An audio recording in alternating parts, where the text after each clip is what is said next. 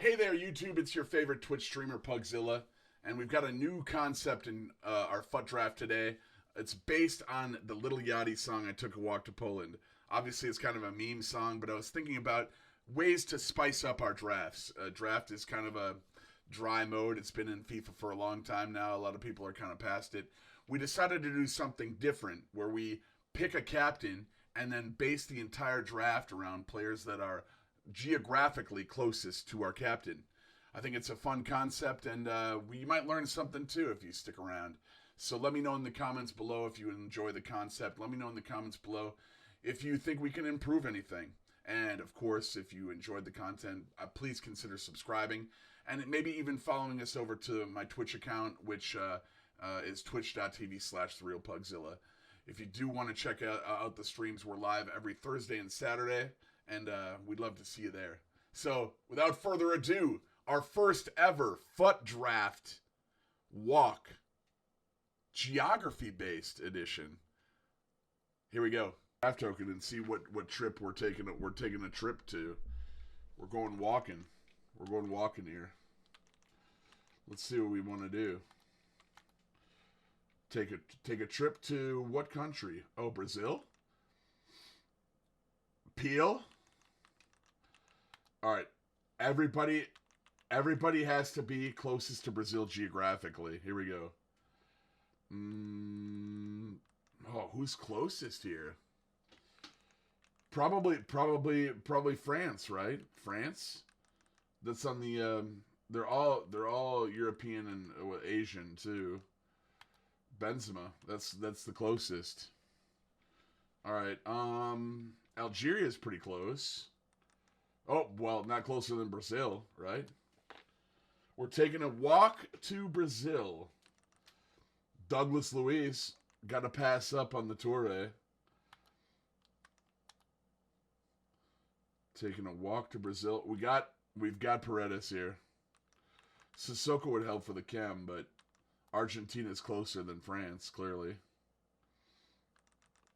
DePaul, right mid. Argentina and Brazil right next door. Argentina, Zanetti. It's going to be a South American flavor, I feel like. Marquinhos, Brazil. Uruguay, though. I mean, I wonder where Pele is from, if he would be actually closer to Araujo. But we'll take Marquinhos.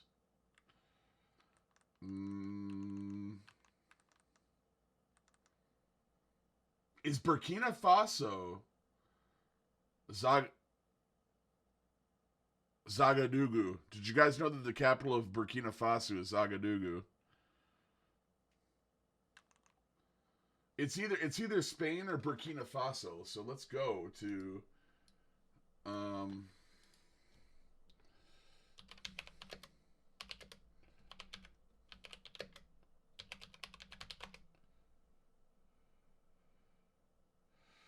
7,800 miles from Spain to Brazil.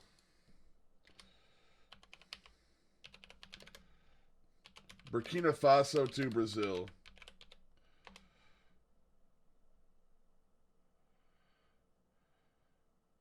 3,900 miles, so Burkina Faso's closer. Okay. We had to go to the No, it's not even close, actually. It's like 3,000 miles shorter. Brazil is closer than Argentina.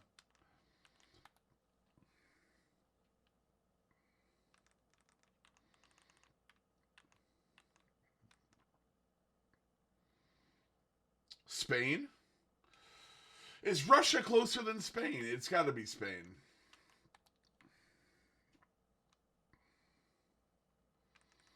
Donnarumma, Dutchies. We got another Spanish player. We're taking a trip to Brazil. Our captain was Pele, and we're going to take everybody that's closest geographically to him.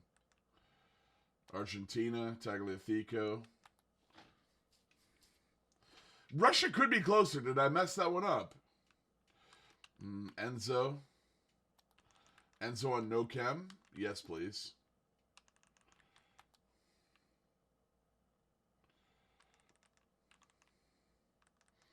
Okay. Tunisia, probably, right? Tunisia? It's got to be Tunisia.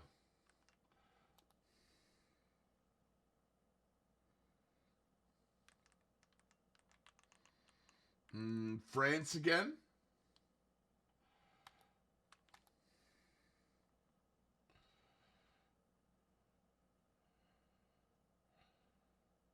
Oh, did I miss on a Hernani? Oh, I'm just trying to get my feet on these. All right, two Brazilians to pick from here. Let's go with Chiao. Chiao. Oh, oh, oh, oh. Prime Dino or Prime Jarazinho? I gotta go Dino. This card is actually a substantial beef, though, to his mid. Obviously, a lot of people this year have played with his mid, but yo, Dino. No, I can't take Cantona. It's got to be the closest to Pele geographically. We're taking a trip to Brazil. I don't gotta take Brazil. Listen, I just made this idea up like 2 minutes ago. I gotta take Brazil. Ooh, America. Donovan. Oh, Cruyff. I can't take him, though. It's got to be Ribery, I think. Oh, Spain would be closer than France. Spain would be closer. Ooh, that one kind of hurts a little bit. That one kind of hurts a little bit. I can't lie. That one was painful. So here's our first trip to Brazil. Pele the captain. We've got 11 chemistry total. we had one photo finish there with Ouagadougou. Yeah, not Zagadougou. It's Ouagadougou. Is the capital of Burkina Faso. We had the Burkina Faso question. Let's see what the manager is that we get.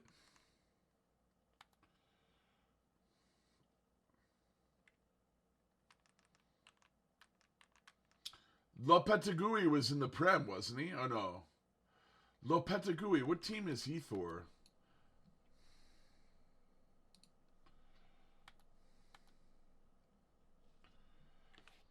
So here we are with our geography draft, built around our captain, Pele, one of the most popular and best footballers of all time.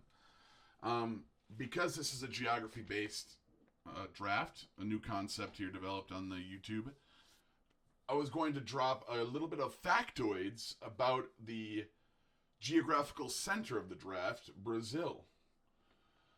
As we watch these highlights here, this is the first round of the draft, which normally goes pretty easy, and definitely does in this case. We've played the ball out wide here, square to Benzema, and my opponent has seen that one before.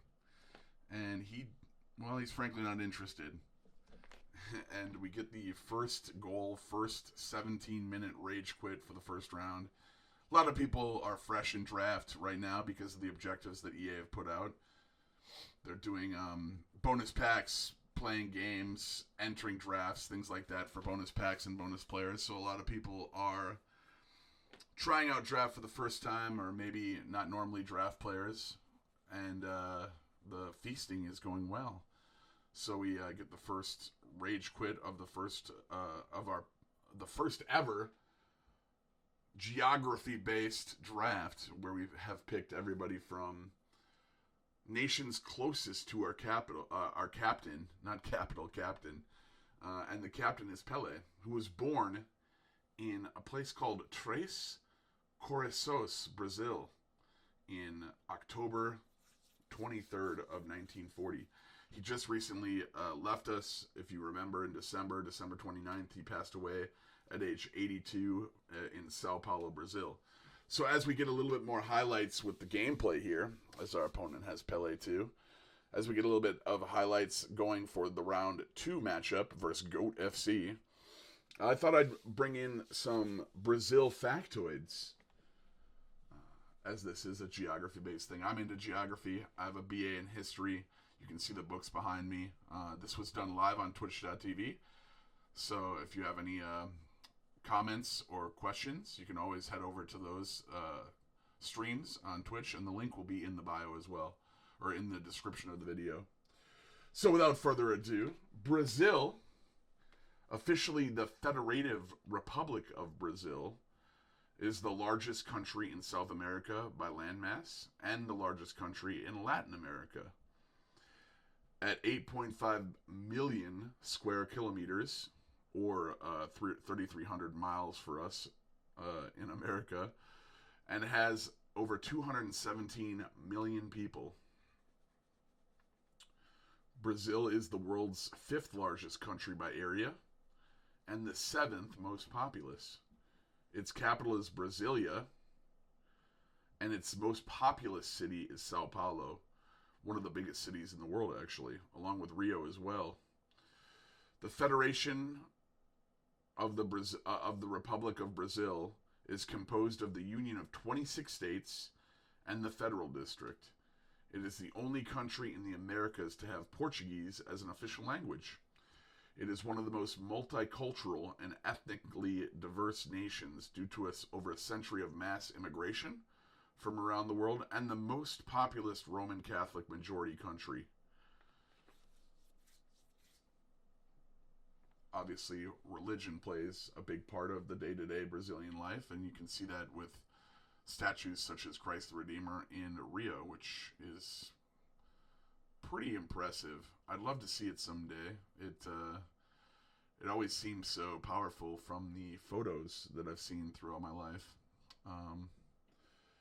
Bounded by the Atlantic Ocean on the east coast, Brazil has a coastline of 7,491 kilometers, 4,600 miles. It borders all other countries and territories in South America except for, you guessed it, Ecuador and Chile. And Brazil covers roughly half of the continent's land area. A big portion of that is the Amazon basin, which is obviously one of the biggest tropical forests, if not the biggest, in the world. It's home to diverse wildlife, some unique wildlife to the area, and a variety of ecological systems. The extensive natural resources spanning numerous protected habitats. This unique environmental natural resources spanning this unique environmental heritage positions Brazil at number 1 of 17 of the megadiverse countries, and is subject of significant global interest, as environmental degradation through processes like deforestation has direct impacts on global issues like climate change and biodiversity loss. It's interesting that they mention it that way on Wikipedia, because the Amazon is a really, really, really popular place for Western pharmaceutical places to come in and, frankly, loot rare animals and plant life, flora and fauna, to try and experiment to find new drugs and new cures. A lot of natural remedies for a lot of things come from the pharmaceutical exploration in the Amazon basin, and it's interesting that they phrase it on Wikipedia as a problem of deforestation, when the Brazilian people, I don't think, maybe they do, maybe they don't look at it that way, because mainly it's local people trying to create farmland, which has been done in the developed nation for generations already. So it's kind of an interesting topic. I'm not very knowledgeable on the topic, but if you have any comments on it, please mention in the comments below. The territory would become known as, Brazil, was inhabited by numerous tribal nations prior to landing in 1500. Prior to the landing in 1500 of explorer Pedro Alvares Cabral, who claimed to discover land for the Portuguese Empire. So 1492, Columbus sailed the ocean blue And 8 years later, Cabral, quote unquote, found Brazil. Brazil remained a Portuguese colony until 1815. The colony was elevated to the rank of kingdom upon the formation of the United Kingdom of Portugal, Brazil, and the Algarves. Independence was achieved in 1822 with the creation of the Empire of Brazil, a unitary state governed under a constitutional monarchy and a parliamentary system. Dino here. Class act. Class card. And that was enough for my opponent to peace out in round 2. Dino and Pele really carried this draft, especially Pele. It's nice to have those cards untradeable. A lot of people do. I see a lot of it in D1. I see a lot of it in Weekend League, Pele's and Dino's. So expensive, though. I haven't been blessed to be able to pack one of them yet. And they really, really do feel nice. I did have a Weekend League with 91 Pele a couple weeks ago where we got 16 wins. He didn't feel that great. But this 96 World Cup Pele felt really, really good. And this gentleman had Pele as well. He ends up subbing in Ruud Gullit and a bunch of other really good cards. This was a tough game. My opponent was good, and he was in the Twitch chat as well. And that always makes it a little bit more stressful when you know that you're playing somebody from the chat. So he gets off to a 1-0 lead here. My opponent, he subbed in everybody. We were still using our geographical team, basically. I didn't start really making subs until the second half this draft. We had Donovan off the bench, who played a big role, I think. And, of course, Ronaldinho for Benzema. And Benzema didn't play too bad either. I haven't had a chance to use Benzema much this year. This was not the Team of the Year Benzema. But we do score quite a bit with Benzema. I can imagine his Team of the Year is really, really, really good. I do love Mbappe at striker, though, so I don't know if I'll be able to bring myself to move Mbappe wide and bring in Benzema for a weekend or two. He does seem like quite the consistent finisher, though, which is something that a lot of cards struggle with. All 94, 95, 96 finishing cards do not finish the same. Earlier in the year, I had Gerd Müller, the German icon striker, and according to his stats, he should have automatic finishing, but I found him very inconsistent. So I don't know what it is. It's something probably buried deep in the EA code that makes some players with high finishing not actually as consistent as they should be. Maybe one day we'll figure it out, but chances are we won't. Unless somebody from the community actually figures it out on their own. 77th minute goal for my opponent. It puts us to the sword here. We've got 10 minutes here to come back and get into the game to force extra time. And honestly, I just wanted to leave this as like a longer portion gameplay clip in the middle of this geographical draft, because I do feel it's a good way to show you guys that even against really good opponents, team pressing can help you. You have to be conscious of where your players are, though, and cover the back door often. But eventually, if you press hard enough, you get wide open chances like this. And, well, we bottled that, frankly. I can't lie. But as you can see, my defending here, we're defending wave after wave of attacks, trying to get back in the game desperately. He's got a lot of really high-end cards. This is the birthday Vinicius on the wing. But we wanted to show this. I wanted to show this as a reminder that you're really never out of a game in FIFA 23. If you're down two or three goals, you can get back in the game. In this case, we needed to score an equalizer in under 10 minutes because of our opponent's late goal. And, you know, even with a couple bottled chances here, you keep chipping away. In college, I played college ball, and they used to call it chopping the wood. You keep chopping the wood. You got to keep chopping the wood, and eventually you get eventually you hope you get to the winning position. In this case, Dino was the man that pops up for the equalizer. The prime Dino. Not quite Team of the Year Dino levels, but fantastic card nonetheless. He really saved us a lot. especially in this game here with the big equalizer.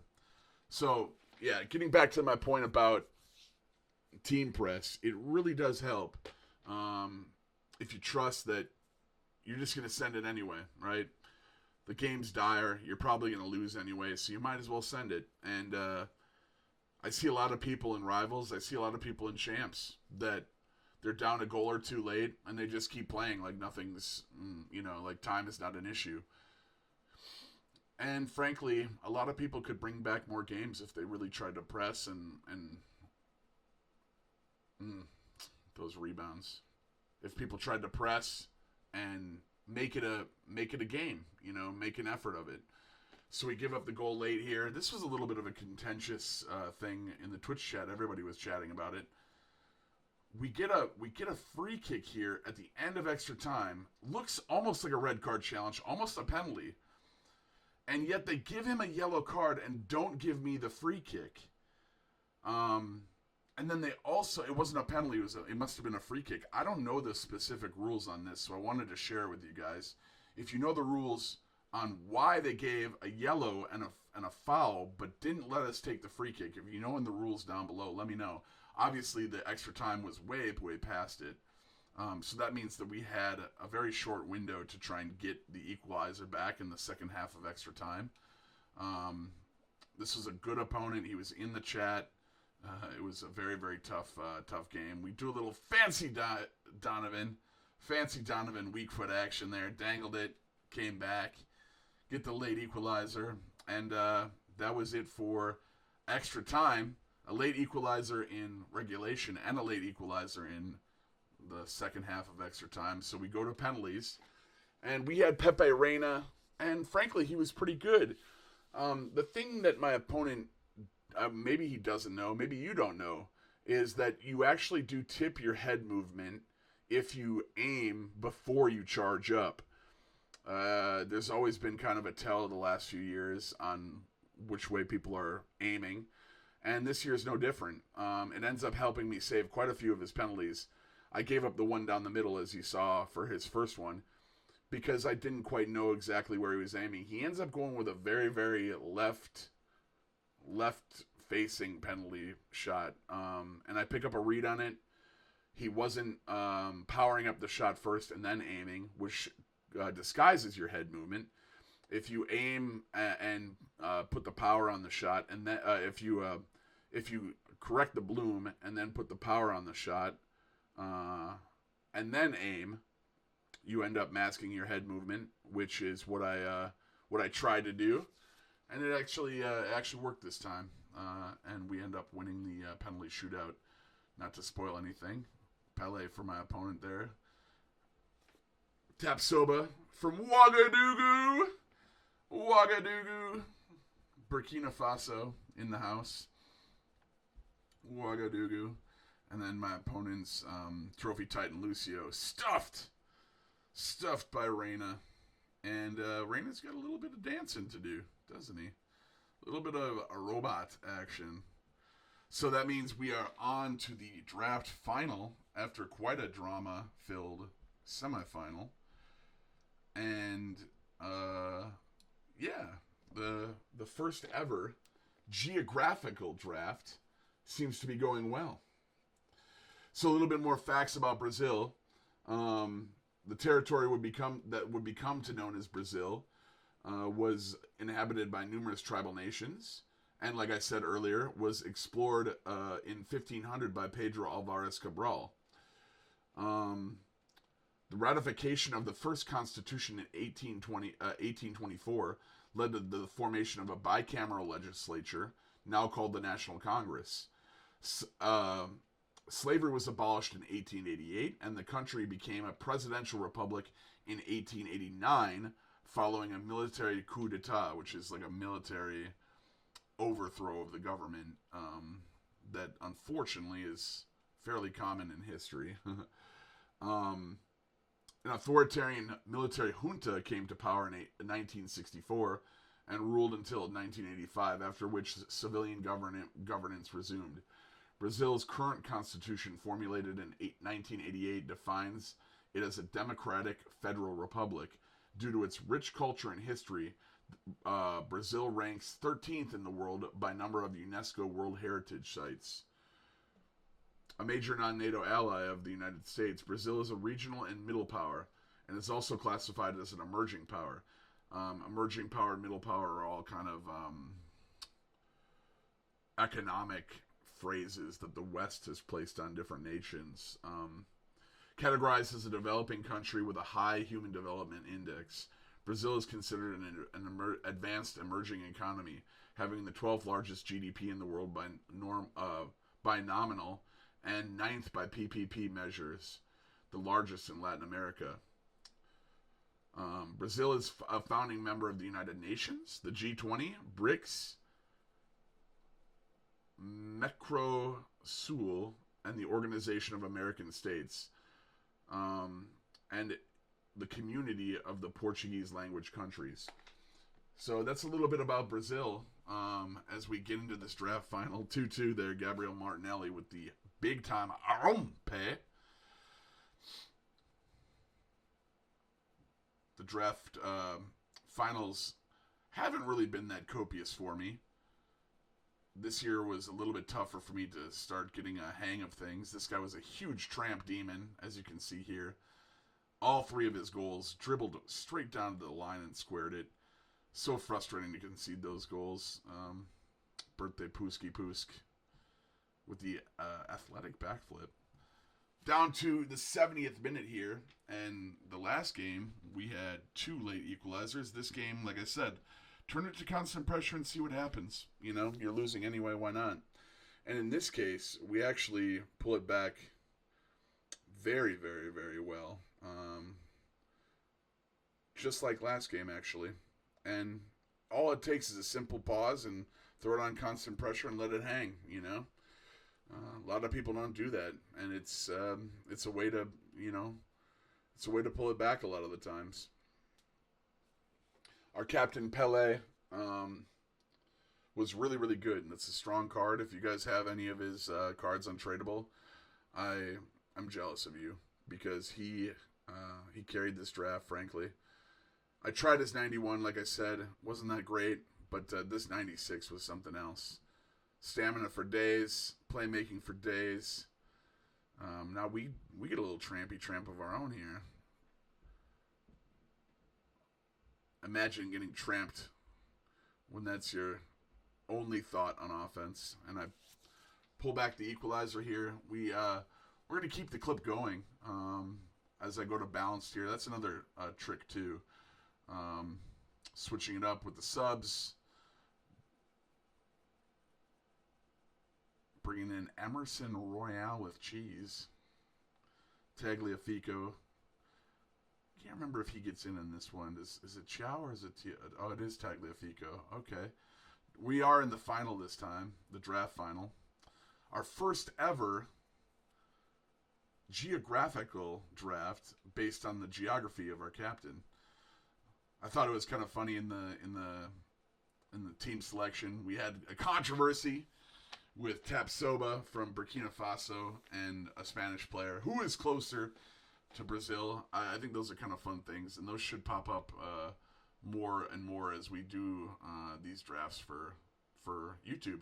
If you do enjoy the concept, learning a little bit about the captain's home country and the gameplay as well, if you do enjoy the concept, let me know down below in the comments. And if you do enjoy the content, we do occasionally do these live on twitch.tv, so might be something to look for. Dino here, the ball roll, the swagger. And that's the death blow, isn't it? The final shot there from Dino. 84th minute, we claw it all the way back with the constant press, and there it is. The draft 4 in a row is locked up. So, of course, rewards, big part of the process in drafts. We got the 4 in a row, and I think you take a rare players pack. You do take it. We open up the gold pack. Obviously, it was garbage, so now it's time for the rare players. As we look at our rewards, and what do we get? What do we get? Oh, Trophy Titan promo going on, and we get nothing of the sort. You will get nothing and like it. We've got a Coke And he didn't bring any friends to the party. Simply a Coke and a Saka. So those were the rewards. Obviously, you can't win them all on draft. I wish there was a way to redo the draft rewards where maybe if you don't want to take a chance on the 50K pack, you could have multiple options, basically, similar to Rivals rewards. We do a little bit of the preview pack as well. Get the Vergi, Verghorst, Man United just drawing 2-2 with Sevilla the day before. If you guys are Man United fans, I'm sure you're excited to see Verghorst benched. But she still kind of blew it a little bit. But as a Liverpool fan, I can totally understand blowing it because this season's been a total mess for us. I'd love to still be involved in our European Cup, but is not the case. So thank you again for watching another video. Thank you again for being part of the community. I want you all to have a great day, and till we meet again, Zilla out.